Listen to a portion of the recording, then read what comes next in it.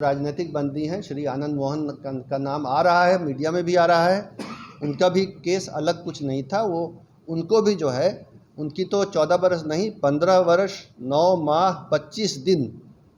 की वास्तविक अवधि पूरी हो चुकी है। ये नियम, प्रक्रिया और व्यवस्था काफ़ी लंबे अरसे से चली आ रही है, लेकिन कुछ कारणों से अभी अभी ये बहुत ज़्यादा खबरों में आ गया है और पब्लिक डोमेन में इसके रूल्स की, प्रोसेस की जानकारी अधिक नहीं है।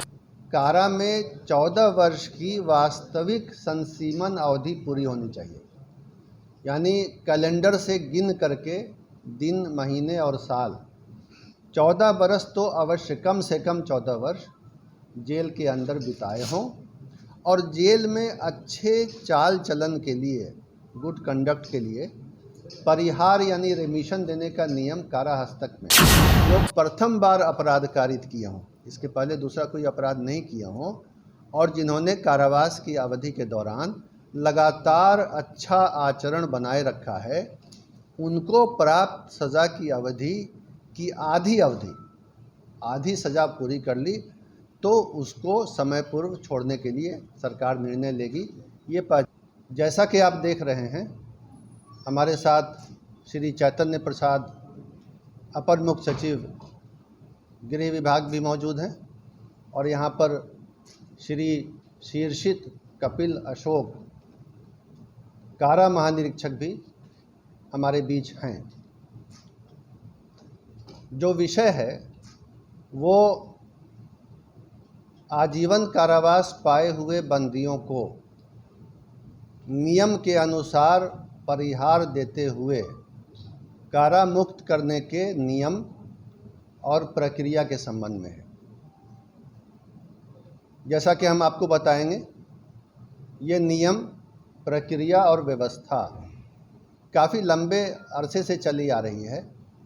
लेकिन कुछ कारणों से अभी अभी ये बहुत ज़्यादा खबरों में आ गया है और पब्लिक डोमेन में इसके रूल्स की, प्रोसेस की जानकारी अधिक नहीं है। तो मैं सबसे पहले ये बताऊंगा कि बिहार में जो नया जेल मैनुअल 2012 वर्ष में बनाया गया था, जिसे बिहार कारा हस्तक 2012 कहते हैं, उसके नियम 474 से 487 में विस्तार से प्रक्रिया दी हुई है, जिसको देखा जा सकता है। उस प्रक्रिया में ये लिखा हुआ है कि जो लोग आजीवन कारावास की सज़ा पा करके जेल में दाखिल हुए,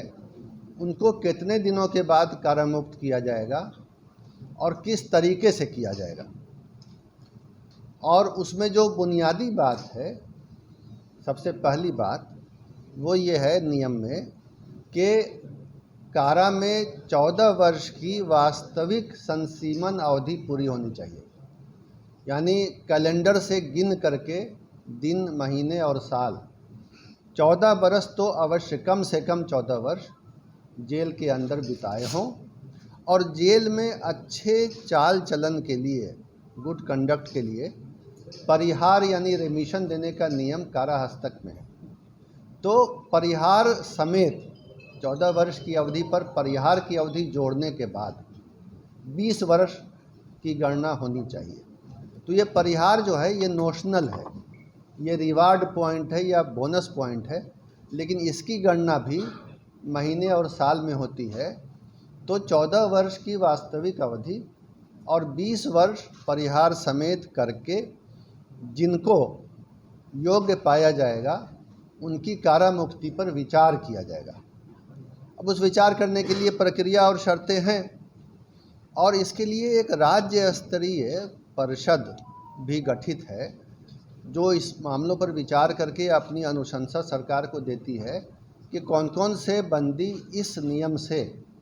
कारा मुक्त होने के लिए योग्य पाए गए। उस परिषद का नाम राज्य दंडादेश परिहार परिषद है और ये सरकार के आदेश से विधिवत रूप से गठित है इसके अलावा कुछ और भी नियम है जिसमें अन्य प्रकार के सजा याफ्ता बंदियों को भी छोड़ने के लिए समय समय पर वन टाइम डिसीजन, एक बार का निर्णय लिया जाता है, जो सामान्यतः 26 जनवरी यानी गणतंत्र दिवस, 15 अगस्त यानी स्वतंत्रता दिवस और 2 अक्टूबर अर्थात महात्मा गांधी जयंती के अवसर पर सरकार लेती है। इस बारे में अक्सर भारत सरकार से भी राज्य सरकार को परामर्श यानी एडवाइजरी लेटर प्राप्त होता है। राज्य सरकार उसके आलोक में बंदियों को छोड़ने के लिए शर्तें तय करती है और उनको भी छोड़ा जाता है। अब तक 104 ऐसे बंदियों को विशेष अवसर पर, जो 3 अवसर मैंने आपको बताए, उन अवसर पर कारामुक्त किया गया है, सज़ा में छूट दे करके कारामुक्त किया गया है। और एक बार और ये काम होना है जिसका आदेश संकल्प संख्या 2644 दिनांक 10 अप्रैल 2023 से के माध्यम से गृह विभाग ने निर्गत किया है और उसके अंतर्गत बंदियों की पहचान की जा रही है कि एक बारगी उपाय के तहत 10 वर्ष तक की सज़ा पाए हुए, ये आजीवन कारावास नहीं है, 10 वर्ष या उससे कम की सज़ा पाए हुए बंदी जो प्रथम बार अपराध कारित किए हों, इसके पहले दूसरा कोई अपराध नहीं किए हों, और जिन्होंने कारावास की अवधि के दौरान लगातार अच्छा आचरण बनाए रखा है, उनको प्राप्त सज़ा की अवधि की आधी सज़ा पूरी कर ली तो उसको समय पूर्व छोड़ने के लिए सरकार निर्णय लेगी। ये पहचान, ये प्रक्रिया चल रही है। ये सारी प्रक्रियाएं जो हैं, जो मैंने 2 तरह की प्रक्रिया आपको बताई, परिहार परिषद, जो राज्य दंडादेश परिहार परिषद है, उसके द्वारा जो आजीवन कारावास वाले बंदियों को छोड़ा जाता है, और अन्य अवसरों पर अन्य प्रकार के बंदियों को, ये सब चलता रहता है, सामान्य प्रक्रिया है। और इस प्रक्रिया को विभिन्न न्यायालयों ने अपहोल्ड किया है, स्वीकृत किया है, और ये एक अच्छी परिपाटी है जिसको राज्य सरकार फॉलो करती है। तो उसके आलोक में अभी जो आदेश निर्गत हुआ है और जो उसमें ये सारे नियम फॉलो किए गए हैं, उसमें किसी के लिए कोई अवधि के बारे में या नियम के बारे में या डीएम और एसपी या ट्रायल जज की रिपोर्ट लेने के बारे में कोई भी किसी के साथ छूट नहीं दी गई है। जिसके बारे में अनुशंसाएं आई, ज़िले के एसपी ने किया, जिसके बारे में डिस्ट्रिक्ट जज या जो ट्रायल जज थे उन्होंने अनुशंसा भेजी कि हाँ छोड़ सकते हैं। एसपी की रिपोर्ट आई, प्रोबेशन ऑफिसर की आई, फिर ये कमेटी बैठी, तब हुआ है। और किसी को इसमें कोई उन मामलों में जो शर्तें हैं बुनियादी, छूट नहीं दी गई है। एक बंदी जो राजनीतिक बंदी हैं, श्री आनंद मोहन का नाम आ रहा है, मीडिया में भी आ रहा है, उनका भी केस अलग कुछ नहीं था। वो उनको भी जो है, उनकी तो 14 वर्ष नहीं 15 वर्ष 9 माह 25 दिन की वास्तविक अवधि पूरी हो चुकी है। 14 वर्ष के बदले 15 वर्ष 9 माह 25 दिन, और परिहार सहित अगर जोड़ें तो 22 वर्ष 13 दिन की सज़ा पूरी हुई है। और बाकी बंदियों की भी इसी तरह 14 वर्ष से अधिक और 20 वर्ष से अधिक पूरी हुई है। ये एक सामान्य प्रक्रिया है प्रशासनिक, और पहले से चली आ रही है, और इसमें किसी तरह का कुछ नियम के पालन में कोई कमी नहीं की गई है। यही बातें आपको बतानी थी और आपने इसको धैर्य के साथ सुना, इसके लिए मैं आपको धन्यवाद देता हूँ।